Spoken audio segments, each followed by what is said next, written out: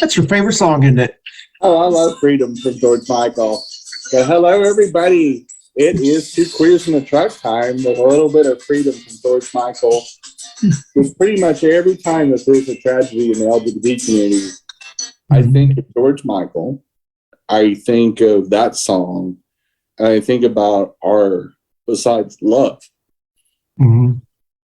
is our freedom to be who we are. That is out of the closet LGBT community family members. We vote with our feet and with our heart every day by being out loud. And that is this one thing these motherfucking cowards can never take away from us. They can never take away our truth. They will never take away our truth. And that's what scares them about us, that we live authentically, we love authentically, you know. And if they don't like gay marriage, don't get gay married. If you don't like transgender people, don't fucking transition. And if you don't like drag performers, don't go to drag shows. But it seems like as much as they hate us, you see Proud Boys peeping over a window looking at drag shows. And I'm like little kids that can't get into something. And I go, if you really hate us that much, then why do you keep showing up?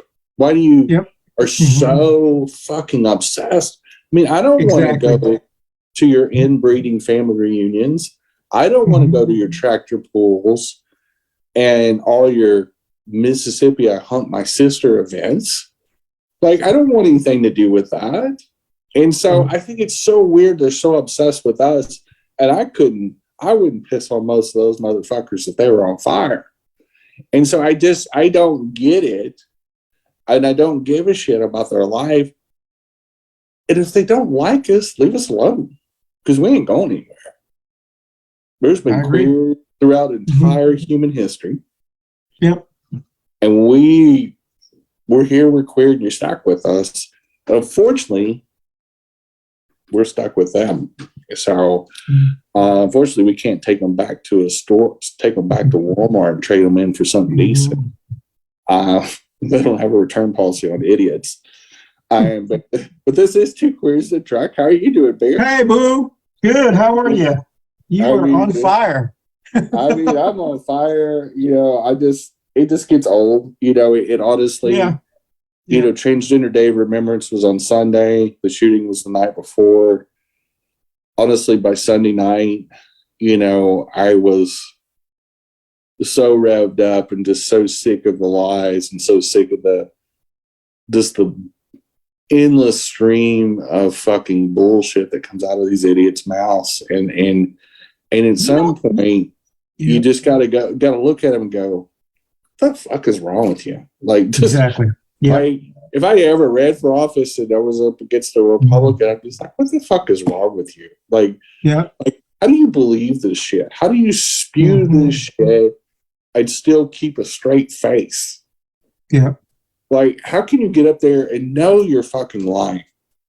Know you're fucking hurting Americans on purpose every fucking time your mouth opens.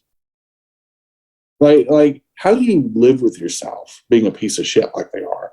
Like, how do you not want to go home and just rub bleach all over yourself with all the fucking pain that you do? Like, they're filthy pigs. They're just filthy fucking beings. Just dirtbags, you know. And speaking of dirtbags, on our first topic, Ken Paxton hates democracy. So Ken Paxton, the ultimate MAGA douchebag and terrorist, the one-eyed MAGA. Yeah, the one-eyed MAGA in more than one way. You know what I'm talking about? Yeah, I do. I actually do. Okay, that one crazy eye. Is trying to throw out the votes that the Republican-led state Supreme Court of Texas extended voting because they ran out of ballots. And so they gave Harris County, which is the county where Houston, Texas sits in, which is the biggest city in Texas, allowed them another hour because they ran out of paper ballots to feed into the machines. And so legally, they were responsible for, making sure that everybody who wanted to vote could vote and that was in line. And they did actually the right thing, which is really rare with Republicans, including Republican judges. And they did what they were supposed to do by the law. Ken Paxton is trying to get that thrown out. Every vote that was counted and registered after the supposed end time, claiming they're illegal votes. So Jen, other than just being a dick, which is what they do, right? What's the benefit other than just saying I did it? Yeah. Okay. Yeah. The Republican Party's done really good at voter suppression in Texas. If you just look at the turnout, the fact that 9 million registered voters chose not to even vote in this last election, which is more than the votes cast for Abbott and Beto combined. That doesn't even count the unregistered voters, which is almost 2 million voters that are eligible to vote but don't even register. When you combine those two numbers, 11 million people, Texans, that meet all the qualifications to vote, chose not to vote this month. Compared to a little over 4 million for Abbott and about 3.5 million for Beto, which I think added up to about 8 million, give or take a couple 100,000. Literally 3 million more people than what voted opted out of a state election. But what other than being a dick, what does Ken Paxton care about the people who vote? It's not going to change the elections. Is there some election that's like borderline that's going to change? Or he just wants to stick it to them? He just wants to show up. He wants to show that he can suppress the vote. That he has control of things, and the Republicans have been sending messages like that to Texas voters for a long time. And apparently it's working, because when you consistently have lower and lower and lower turnouts for both parties, when you have so many people opting out of democracy, obviously, one, that's what's kept a quarter of a century stranglehold on leadership in the state of Texas for the Republican Party, because it's the only way they could win. Because back in the day when Democrats consistently won the governorships and Senate seats, and we had a long time Texas Senator Lloyd Benson, and he was a Democrat. You had my former congressperson all the way up to college was the Speaker of the House, Jim Wright. Yeah. We had, I know when we were, in high school and grammar school, we consistently had Democrat governors. I remember Mark White. I remember Maul Richards, even though that was in our early 20s, but we consistently had Democrats, being lieutenant governors, comptrollers. It was normal to see the Democrats hold their own in that state. And then the Bush era hit, and then it's just been nothing but lies and voter suppression and wackadoodle Republican politics that just completely tipped the scales in everything but local elections. And the big cities are still very much blue, especially in Houston. So it's not ironic that they ran short of ballots in that city and in that county, but also too that he wants to really suppress the very dominant Democrat vote in Houston. Houston is consistently one of the great equalizers in the democracy in Texas, and absolutely Texas Republicans hate Harris County voters. It is the most feared city in Texas because of the size of the pure population of Harris County. It's Mecklenburg County on steroids. It's got probably 3 to 4 times the population of Mecklenburg County, and so it's got a huge amount of sway, and so it really can tip. If other cities and other parts of Texas did their part, we would have consistently see Democrats win, because they Democrats always carry Harris County, and so. But yeah, primarily he's just being a dick.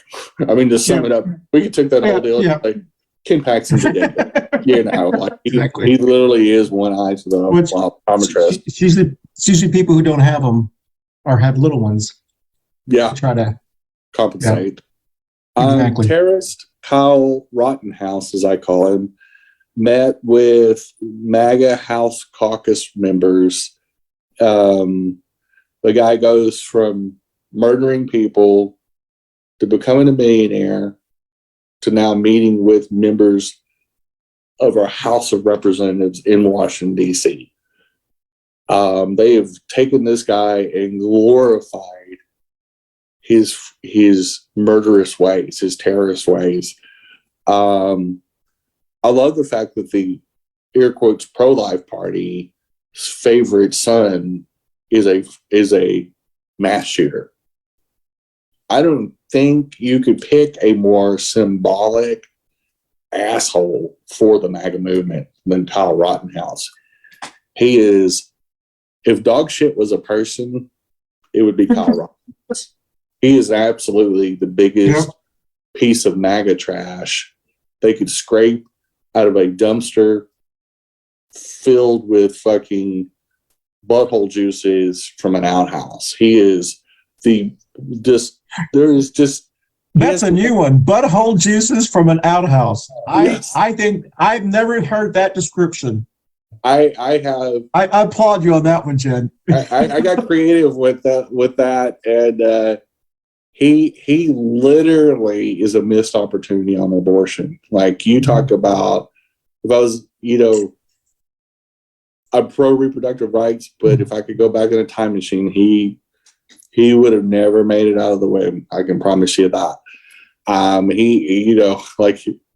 He's so a what is he trying to intern with him, or no? I think he just went up there for them to photo op, just photo op of how they love terrorist murderers, and they just like, oh, we haven't had enough murder in the Capitol yet, so let's just bring a murderer up here and glorify him and just tell him how much we support him and love him and hope he keeps his gun close to his heart, and keep up the MAGA tradition of shooting people and getting off. And it's fucking wacky. You got them on one side of their pie hole saying, oh, we're pro-life and we don't want any fetuses killed. And then the next second, they got this asshole they're parading around in the House of Representatives, and just, I'm like, at some point you got to just go, by God, what, like, this is like some kind of fucking mascot, like this, it's bizarre. I mean, the Republicans have never really had a high bar set for them since Nixon. But now they're just trash. But look at this. I mean, this is just trash. It's like trash will call them trash. This kind of stuff wouldn't even be allowed on Jerry Springer shows. Exactly. Literally, this is like if Jerry Springer and World Dumbest Criminals off True TV had a butt baby, it would be the current MAGA party. It would just, I mean, it's just it's like reality TV in real time. Like it's just, every MAGA just wants to be a celebrity. Every MAGA wants to just one up the kookiness. It's like pro wrestling or something. I'm waiting for. But the problem with them is they have no skills. So their only claim to fame is going to be running for office or being the next Honey Boo Boo. Yeah, that's the only two options they have in life. Yeah, well, and most of them, like Bob, they can't do porn because they're ugly as shit. Yeah, I mean, well, Bob had already tried it, and went from porn to politics, which really isn't much of a leap. In fact, that's insulting sex workers, in my personal opinion, because there's some that are really good business people, but literally Barbara couldn't even sell herself well enough to feed her family. In fact, went bankrupt doing it. And said, hey, the MAGA party is embracing wackos. And so she runs for Congress and wins, had to go do her GED before she took office, did 15 or 16 tries. And I think they gave her, like a mercy diploma of some kind to say, hey, we wrote this on a bar napkin. You're not unfamiliar with bar napkins. There you go. There's your GED. You're talking about she's married to a friggin' pedophile sex offender, twice convicted. You don't even have to make this stuff up. Like, the jokes write themselves. I mean, you got, Marjorie Taylor Greene that hates every LGBT person, but is a swinger that her husband, because she cheats all the time, actually literally is divorcing and is an open alcoholic. You have child rapist, allegedly, Matt Gaetz. Yeah. That his best friend that helped him, traffic a child, has already been convicted of it and did a plea bargain. These are the people, this is their dream team. It's like a fucking pirate ship. Yep. It makes Newt Gingrich seem like a choir boy. Don't say that too loud, I'll get excited. But this is our first break, and we'll be right back with some more Two Queers in a Truck. Hey folks, this is Jenny from Two Queers in a Truck, and I'm going to do a public service announcement basically stating that the organization that is the official organization for the Colorado shooting is called coloradogives.org. And so you can find the instructions and the way to donate, but it is the official survivor and victims fund that help to begin the healing and help carry through the expenses that comes up with a mass shooting. We appreciate your patronage and watching us every week. And if you can, please donate. Thank you very much. Thank you. And we are back. So the next subject is MAGA Trash Randy Vogel, or Vopel, or whatever the fuck his name is, who is a psycho from California that was a Republican state assemblyman. He's the same guy that went on social media and supported January 6th and said how it was like the battles of Lexington and Concord in our Revolutionary American War. As the grandfather of Colorado Springs terrorist, and I don't even name the Colorado Springs terrorist name because he doesn't deserve a name. He's just a piece of shit. And so piece of shit shooter from Colorado Springs, his granddaddy, Grand Wizard, is a former Republican state assemblyman. And you wonder why they're literally the breeding ground of terrorism and hate in this country. You wonder why, you got a grandfather that's setting the bar of encouraging mass shootings and murdering people in Congress so they can steal an election.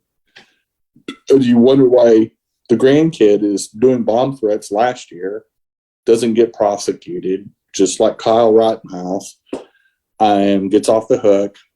He was running around and finally does the ultimate thing that he can't get away with. Not to mention two patrons, one a drag queen and one a dad of a queer person, are the ones that stopped the shooter. It's a very important point, the fact that they kicked the dog shit out of this terrorist. Yep. To the point where the dad that was beating him to a pulp, by the time the cops got there, the dude was so unconscious and not even moving, he thought he killed him. And which to me would have been an awesome ending to a horrible tragedy. This guy deserves to die. And so literally this terrorist piece of trash is in the hospital as of today, or as of when we were filming. Jenny, that's why, I mentioned this on our show earlier, but that's why someone like Dan Bishop, we have to be aware of. Because Dan Bishop is just as crazy. He's just as homophobic, just as white supremacist. And his son is a little wacko. And to this day, I will swear to God, even though we reported it to the FBI and Charlotte police, that he left something on our. I can't prove it because they couldn't see the clear picture of him. But we saw him. We saw the pictures. All of our cameras caught this individual. I don't know if it was him. I got to be careful. But it was immediately after we had done a show about Dan Bishop and his crazy son. And then this young guy come and put something on our porch and runs away and walks exactly like and has almost the same watch that guy wore. And we have that video and we gave it to the people. So this is when you have people that are like that are groomed by their parents to be hateful and stuff. They get put, and this is the same young guy who got in confrontation at North Carolina State with the African American girl when they were doing stuff. So they can be triggered, and so we have to watch people like that who openly invite young people to do those kind of things, and he plants those seeds in people. He was busted for investing in that hate in that hate website, and so they groom them. They breed hate. They groom hate. They are groomers. That's why they make that accusation towards our community. Is they sit here and say it in their churches. I mean, this is why I don't differentiate evangelicals from Christians, because they're one and the same. You have two types of Christians. You have the terrorist side of it, and then you have the complicit side that duck their head, that don't say shit, and don't clean up their industry, and they look the other way like the cowards they are. And to me, I'm sick. You pick a side. If you're a church of the community, you need to defend the community. If you're a church in Colorado Springs, you should be immediately condemning this. And I bet you dollars of donuts, I bet there isn't a fucking church in Colorado Springs that fucking condemned this shooting. How much you want to bet? Maybe if there's an MCC there, maybe if there's a Unitarian campus, but I bet there's no mainstream Catholic, Lutheran, Baptist, Methodist. I bet not a single one of those motherfucking churches in Colorado Springs or in that county condemned that shooting. I bet every one of them was smirking under their breath, if not openly laughing. And that's my problem, is that the complicity of Christianity is always bred violence. The Klan came from Christianity. The slavery came from the Christianity. The extinction and genocide of Native American indigenous people came from Christianity. These guys have always been mass murderers. You cannot trust Christianity. Whether they're burning witches at Salem, shooting a gay club up in 2022, it does not matter. The result is the same. MAGA hate is Christian love. And that's the only thing I'm going to say about that shit. On a different topic, 70% of Latinx voters and Hispanic voters in Arizona overwhelmingly supported Senator Mark Kelly and Governor-to-be Katie Hobbs, who voted Democrat. Unlike the narrative that the MAGAs have been trying to sell, that Latinx and Hispanic communities are voting more and more Republican, clearly in a very conservative state, a very Mormon state, a very religious state, with a tradition of voting Republican, the Latinx community defied the Republican logic, if you can call that, or as I like to call bullshit. A clear 70% voted for two strong, sane Democrats in Senator Mark Kelly and Katie Hobbs, and voted against Republican conspiracy theories, bullshit, and people that just don't know when to say when, and fucking wackadoodle Carrie Lake. And to this day, we should have had that data on our first show. That should have been one of my. and it's, but it kind of affects the LGBT community too, because there's so many people that are saying, well, the LGBT community, there's a lot of Republican LGBT people, and there really isn't. Yeah. There's a lot of lies again to groom people and to recruit people like Christian white supremacist nationalists like to do, MAGAs, is they like to tell a lie long enough before, just like the story about the Liberty University wackos. They groom people, they groom their sheeple, they tell people what they're supposed to think long enough, and eventually it just becomes the norm, like Republicans lying about being physically responsible. These guys spin like drunken sailors, and they've done so since Nixon. Like 90% of Americans were not alive when President Eisenhower, the last responsible Republican, held office. Like, he went out of office in 1961. Like, you literally, almost the majority of our population has been born since 1961. So they don't even, and the ones that did, but the majority of them don't even remember Eisenhower. And so, like if you were born in 1955, you were 5 years old, 6 years old when he left office. So it's one of those things that, again, they try to control the narrative. They do a good job of it. And it's two things that I took from this statistic is, one, don't ever believe Republicans. The moment they're saying something, it's the opposite.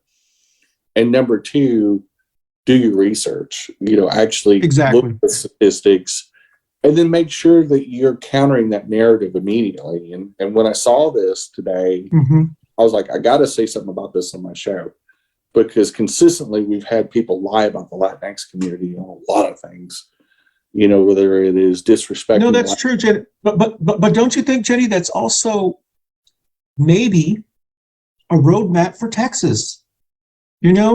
Arizona is supposed to be more conservative than Texas. And I've always had this belief, and I'm generalizing only because my own little view of my family. The Republicans in Texas have underestimated the Latinx community, the Tejano community. They will vote for you. Just don't be crazy. And I don't think the Democratic Party in Texas pushes how crazy Ken Paxton is, how crazy Dan Patrick, Ken Paxton, what's the lieutenant governor? Dan Patrick. Dan Patrick. Dan Patrick. Yeah. I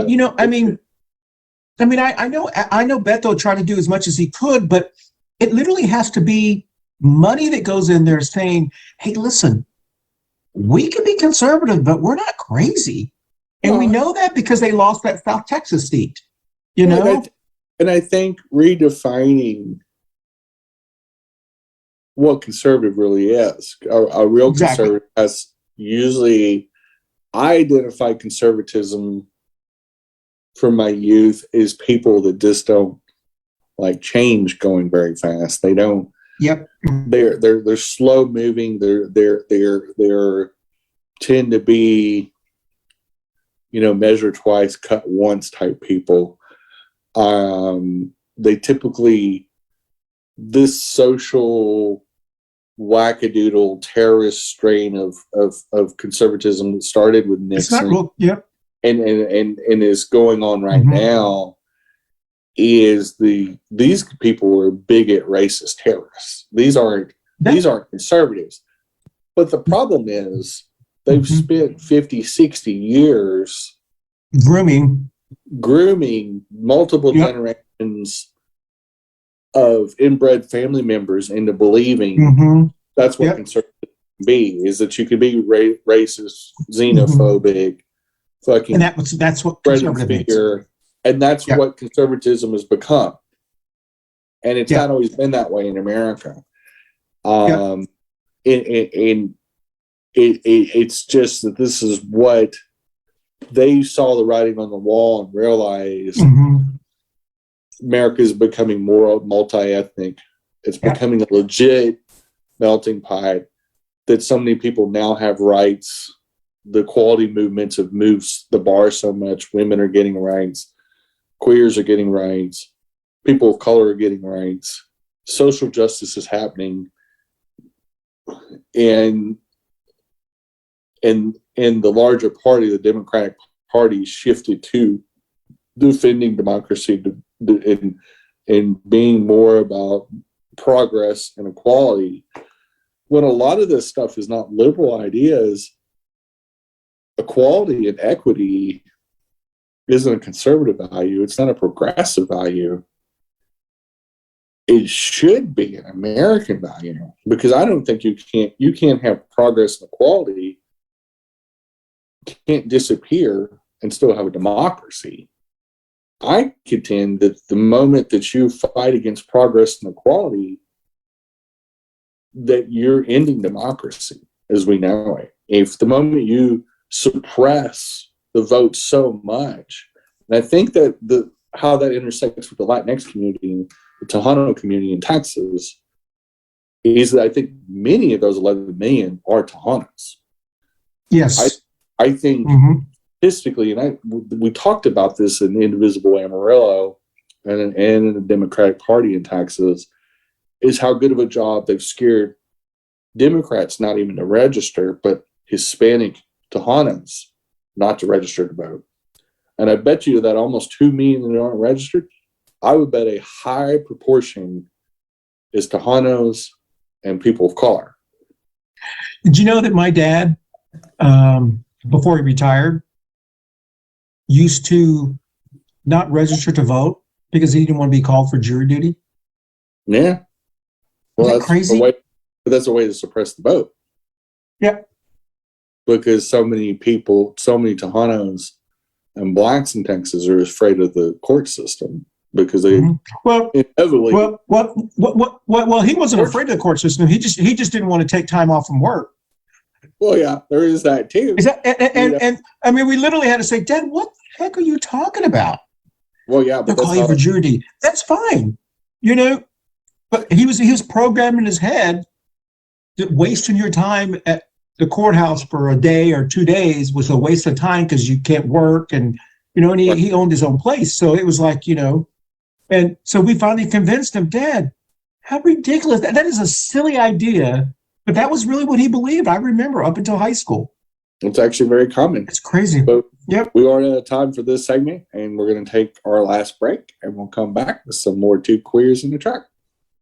Hey, everybody, you can catch us on your favorite audio podcast platform, Spotify, and all Apple Store, the Google machine, and whoever else does podcasts. We're on there. We broke in, and we're staying. So enjoy the Two Queers in the Truck on your favorite audio podcast platform. Thanks for listening or watching.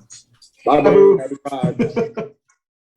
Hey, folks, this is Jenny from Two Queers in the Truck, and I'm going to do a public service announcement basically stating that the organization that is the official organization for the Colorado shooting is called coloradogives.org. And so you can find the instructions and the way to donate, but it is the official survivor and victims fund that help to begin the healing and help carry through the expenses that comes up with a mass shooting. We appreciate your patronage and watching us every week. And if you can, please donate. Thank you very much. And we are back. Even Trump snubs Elon. And so, one of the big things that the new Twitter dumpster fire owner, Elon Musk, just purchased, Twitter, which, unless you're living under a rock, even people that aren't on Twitter know that Elon Musk bought Twitter. And so, but because of Trump's, it's hard for me to even say, his social media deal called Truth Social. What a gay name. I mean, just it's just so ridiculous. But Truth Social, because of the extraordinarily large $1 billion investment into it, the investors did not want him, if he ever did get reinstated to Twitter, which while he was president, that was his favorite platform, was not allowed to participate in other social media. So, it's because basically he's competing against his own, taking his followers and platforming on anything other than his own platform would be competing, and so clearly in many industries, and this is not an unusual thing, that, even in CEOs and large investors and big stakeholders usually have to sign some non-compete clause of some sort, because obviously if you're gambling, that amount of money on a thing like that, your main product was the fact that he was the developer or the owner of True Social. So he was the brand. And so clearly he can't be on Twitter, but quite frankly, I don't think Trump really wants to be on Twitter anymore. Even though I honestly want him to come back on Twitter. And I'll tell you why. The moment that the FBI swoops in to arrest his 3 scraggly adult kids and his big old fat cheeseburger ass, I would love to see his last 3 words of going, "Oh my God, they're kicking in my door," or something like that, and showing a video of him and his cocaine-fueled kids and his idiot son-in-law being horked away to prison. I can't tell you I wouldn't want to just, like the memes and the deliciousness, I've seen them circling the drain on Twitter, is worth it. It's worth all the craziness to me, because I hardly use Twitter. It's my least favorite social media. The only reason I'm on it is just to have a presence on it. But I spend a lot of time on Facebook because of the engagement and because our shows are platformed on there, and so many events that I go to are coordinated through Facebook pages, and I love Instagram. And where you can obviously tell, because that's where I got the most followers. I've got almost 15,000 followers on Instagram.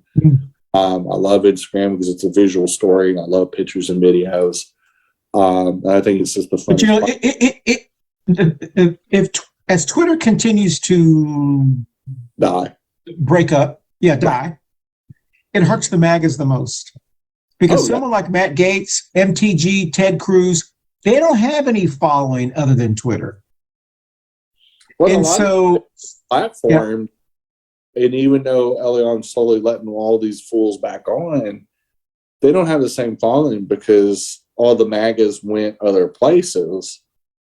They went to Reddit. They went to, all these other, knockoff things, or they went to True Social once True Social opened up. And so literally a lot of the mouth breathers that were on. Or they follow us. Yeah, or they make bot accounts, and they just end up getting blocked.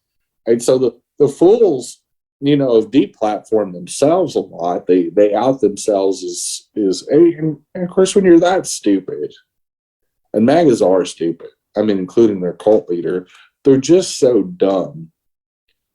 At some point, you need to take their threats serious, but you also laugh. It's so easy to laugh at them because they just literally say some of the stupidest things. When Don Jr.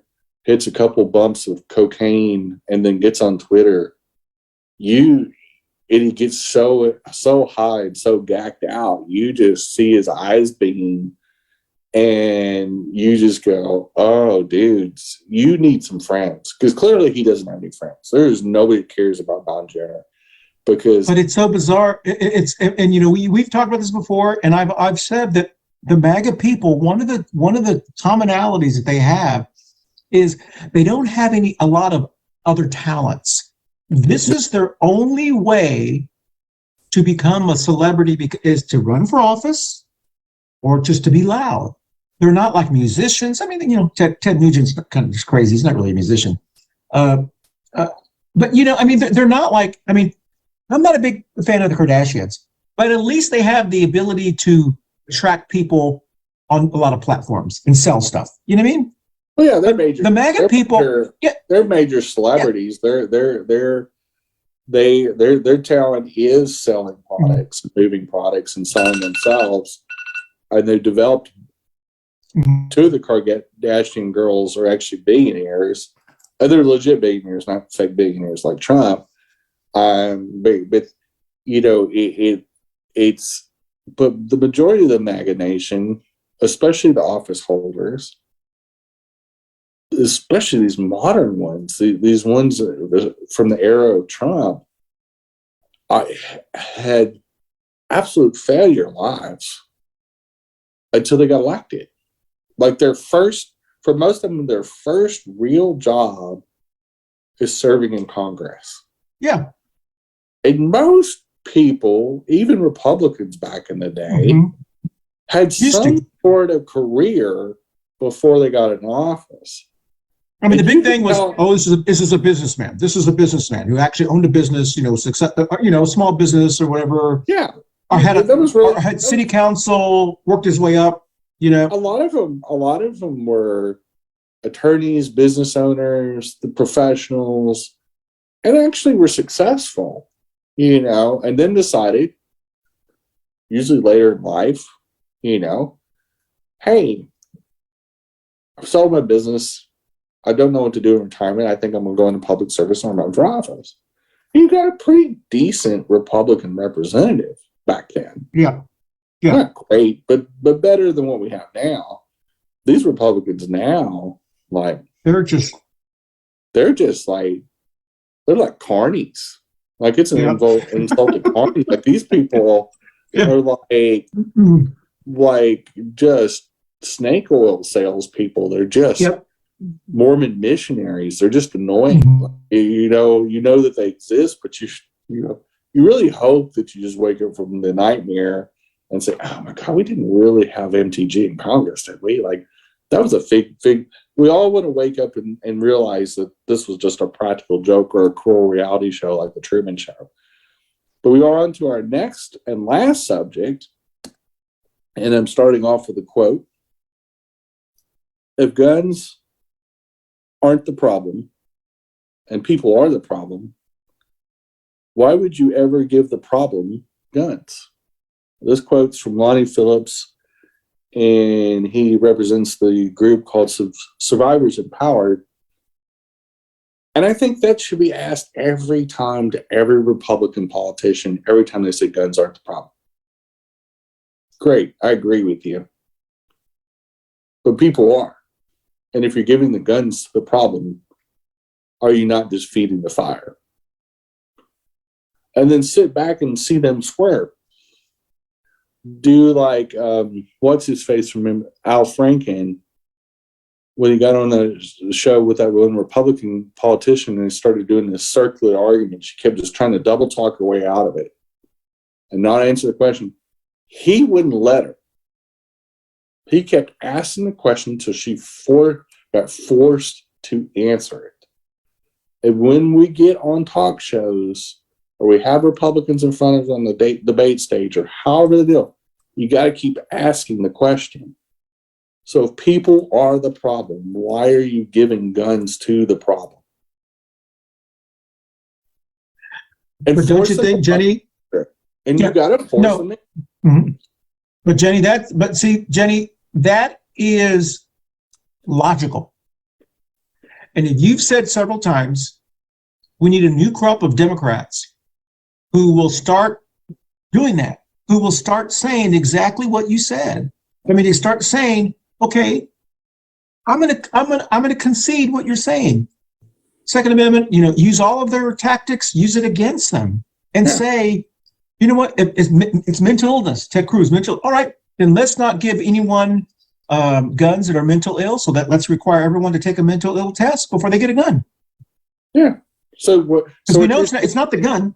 So what you're saying, Senator Cruz, is that we need to do gun screening. We need to do background checks. We need to have affidavits from their personal position. We need insurance, liability insurance for guns because that helps protect the public and it gives a deal. We need the process to last up to about a year. We need 10 signed documents from 10 of their neighbors or unrelated friends. We need the same things that we would require that if you've got an insurance license, a securities license, a physician's license, a law license, the same things that if you, the minimum amount of stuff that it takes to handle nuclear grade weapons materials, that you got to go a background check before you work at Pantex in Amarillo to assemble and disassemble nuclear weapons. Like, we don't let any old dickhead walk into the Pantex plant. You got to pass a background check to fucking cater inside the Pantex deal. Why? My mom had the catering contact for that for years. The minimal things, like there's certain Air Force bases and military bases that you got to have as a civilian to go in certain areas, even non-classified areas, you've got to have a background check run on you. I know for that for a fact. I took a school trip, a long extended field trip in an astronomy class. I went to White Sands Missile Range in 1986. Everybody in the class had to have a background check run on them. Two of the kids were born overseas. Yep. We had one Canadian-born kid and one Chinese-born kid, and they both had to pass background checks, and their background check took forever because they were foreign-born. We all had to go through it. The simple thing, like common sense bullshit things, and it forces them to the table to admit we need more screening because the people are the problem in the equation, which I don't agree. I do agree. The guns aren't the problem per se, but they aren't the solution either. And that's the other thing that needs to be said is like more guns isn't the solution. So the other thing that they tell a big lie about when you're talking about guns is that if we arm teachers, if we arm fucking bus drivers, if we arm every swinging dick in America, if we have armed guards inside the bars, if we have bartenders with guns, these shootings won't happen. Well, the fuck they won't. We had Uvalde with the entire city's police force there practically at Uvalde, the elementary school, and they let every one of those kids die. They sat there for an hour with new reports surfacing. They literally listened to kids being slaughtered and did nothing. They could have broken there. The two people in Colorado Springs, two unarmed civilians, stopped a shooter over the weekend. They were braver and tougher than those fucking weak stick cops in Uvalde and that chicken shit police chief. And it's their fucking job to protect, serve, and protect. That's what they do. That's what they get a license for. That's why they get to carry guns. But apparently the only people that police like to shoot are unarmed black mothers and kids with cell phones in their hands. Like this 15-year-old that got shot, I think in California over the weekend. Kid was unarmed, had a cell phone in his fucking hand, got shot in front of a dollar store or Dollar Tree or some shit like that. And then took the footage and handed it over to the cops, which the cops have already altered the footage. Even though eyewitnesses, including several white witnesses, said that kid was not armed. Panic ran, and the cop chased him down, and without even a warning shot the kid in cold blood. So that's the only thing the cops seem to be good at is shooting black people and people of color and Latinx people. But won't shoot a little piece of shit like Kyle Rittenhouse. They'll take them by the Burger King and feed that motherfucker and hold him up as some kind of fucking deadbeat hero. And that to me, the fact that the drag queen in heels and an ally and parent of somebody in that club took this piece of trash down to the ground and put his ass in the hospital where he belongs. And chicken shit cops won't. I've got no use for cops. What the fuck do we need them for? Streets aren't safer. Schools aren't safer. Churches aren't safer because of cops. Convince me otherwise. fucking leave it up to a club full of queers to take a shooter down, and they beat the shit out. They beat this guy within an inch of his life. You know, like, I mean, it's sad to see the strength of real Americans, the resilience of the LGBT community, and shows our raw toughness that we know how to come together and overcome. And chicken shit cops and chicken shit Republicans and Russian assets just want to keep seeing us bleed out. I don't know. I think you make America gay. I think my solution is to give everybody fairy dust, and we outlaw heterosexual marriages, and we outlaw churches, and we just do away with cops and guns, and it seems like our country would be safer. And we should outlaw MAGAs, and I think we'd be a lot happier. You know, maybe give them South Dakota and North Dakota, and they can just all the MAGAs can go live there. We just build a big wall around that, including protect Canada. But anyway, that is the end of the show. That was the last deal, and you know, sending healing thoughts to all the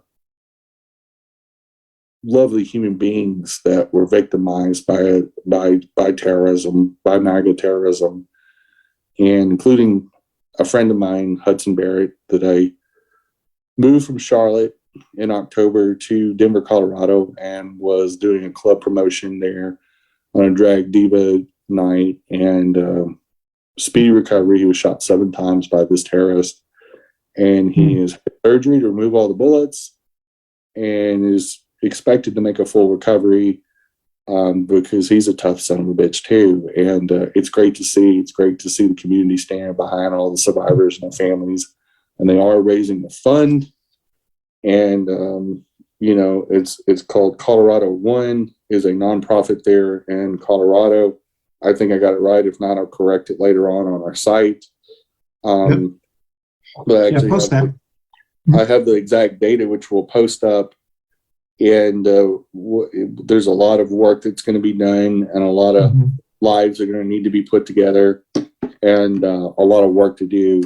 And we've got a whole lot to do to repair this nation. But happy Thanksgiving, to you, Boo, and happy Thanksgiving to you and all of our viewers, including our MAGA viewers.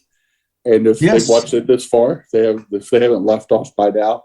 Be safe out there, drive safe, and have a great holiday. And we'll enjoy our freedom to celebrate and still have peace while we have it. Bye, Boo. Bye, babe. See you next week. Hey, y'all, thanks for watching, and happy Thanksgiving, and making us a choice for many of these viewers we have. Have a great week, and we'll see you on November 30th, the last day of the month, as I was corrected earlier. Bye, baby. That's right. Bye, Boo. Hey, folks, this is Jenny from Two Queers in a Truck, and I'm going to do a public service announcement, basically stating that the organization that is the official organization for the Colorado shooting is called coloradogives.org. And so you can find the instructions and the way to donate, but it is the official survivor and victims fund that help to begin the healing and help carry through the expenses that comes up with a mass shooting. We appreciate your patronage and watching us every week. And if you can, please donate. Thank you very much. Thank you.